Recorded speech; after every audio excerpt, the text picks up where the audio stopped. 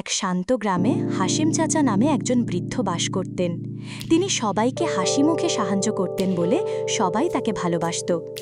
একদিন রায়হান নামের একটি ছোট ছেলে হাসিম চাচার বাগান থেকে আপেল চুরি করার চেষ্টা করল। হাসিম চাচা তাকে দেখতে পেলেন, কিন্তু রাগ না করে তিনি নরম সুরে বলেন, ফল চাইলে চেয়ে নিও বাবা, চুরি করার কোনো দরকার নেই।